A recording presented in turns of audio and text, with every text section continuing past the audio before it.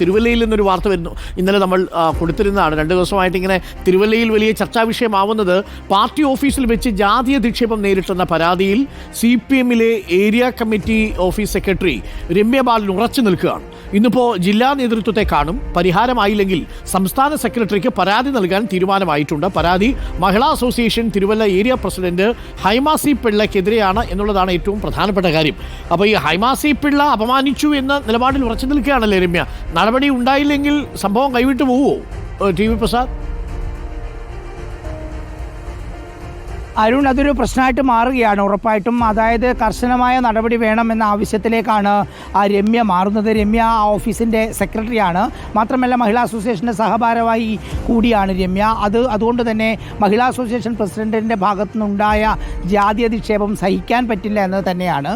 ഇന്നലെ area committee യോഗം ചേർന്ന് അത് പരസ്പരം സംസാരിച്ച് ധാരണയിലെത്താനുള്ളൊരു തീരുമാനമുണ്ടായിരുന്നു. പക്ഷേ അത് രമ്യ അംഗീകരിച്ചില്ല എന്നുള്ളതാണ്. രമ്യ എന്തായാലും CPIM ജില്ലാ സെക്രട്ടറിക്ക് പരാതി കൊടുക്കും, ഒപ്പം CPM സംസ്ഥാന സെക്രട്ടറിക്കും പരാതി കൊടുക്കും എന്നത് തന്നെയാണ്. അതിലെ ഹൈമ ഉപയോഗിച്ചു എന്ന് പറയുന്ന വാചകം നമുക്ക് അവിടെയുള്ള ഒരാൾ അയച്ചു തന്നിട്ടുണ്ട്. എന്തായാലും അത് നമുക്ക് ഓൺ എയർ പറയാൻ പറ്റുന്നതല്ല അരുൺ. ആ രീതിയിലാണ്. അതായത് പലപ്പോഴും ഇപ്പോഴും നമ്മൾ കുറച്ച് നാൾ മുമ്പാണ്, 2 ദിവസം മുമ്പാണ് നമ്മൾ കറുപ്പിനെ കുറിച്ച് ചർച്ച ചെയ്തത്.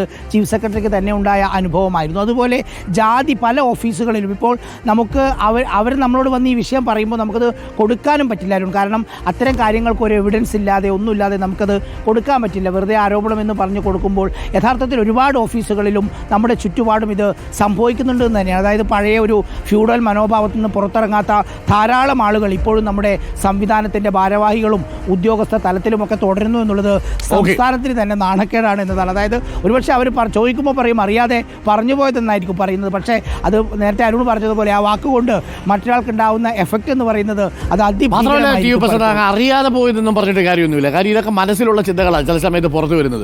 മനസ്സിൻ്റെ ഉള്ളിൽ ഇങ്ങനെ ചിന്തയില്ലെങ്കിൽ ഇങ്ങനെ പുറത്തു വരുന്നില്ലല്ലോ. മനസ്സിൻ്റെ ഉള്ളിൽ അതുണ്ടെങ്കിൽ എപ്പോഴെങ്കിലും ദേഷ്യം വരുന്ന സമയത്താണെങ്കിലും അത് പുറത്തേ ആടും. അത്രയേ ഉള്ളൂ. അതിൽ സംഭവിച്ചിട്ടുണ്ടാവുക. എന്തായാലും അവരുടെ പാർട്ടി അത് പരിശോധിക്കും എന്നാണ് നമ്മൾ മനസ്സിലാക്കുന്നത്. കൈവിട്ടുപോയി മാധ്യമങ്ങളിലെല്ലാം വന്നു. മാത്രമല്ല നമ്മൾ കൂടൽമാണിക്യം അടക്കമുള്ള വിഷയങ്ങൾ, ആലപ്പുഴയിൽ ജാതി അധിക്ഷേപം നേരിട്ട വാർത്ത, ഇതൊക്കെ നമ്മൾ കൊടുത്തുകൊണ്ടിരിക്കുന്നതിനിടയിലാണ് പാർട്ടിക്കുള്ളിൽ ഇങ്ങനെ വാർത്ത വരുന്നത്.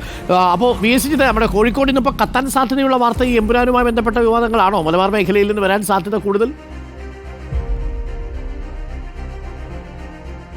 അതെ, എമ്പുരാനുമായി ബന്ധപ്പെട്ട വാർത്തകളുണ്ട്. അതായത് ഇപ്പോൾ പ്രതിസ്ഥാനത്ത് നിൽക്കുന്നത് സെൻസർ ബോർഡ് അംഗങ്ങളാണല്ലോ. അപ്പോൾ സെൻസർ ബോർഡ് അംഗങ്ങളൊക്കെ എന്ത് പറയുന്നു എന്നുള്ളതായിരിക്കും ഇനി അറിയാൻ സാധ്യതയുള്ളത്. കാരണം അവർ പാർട്ടിക്ക് വിശദീകരണം കൊടുക്കേണ്ടി വരും.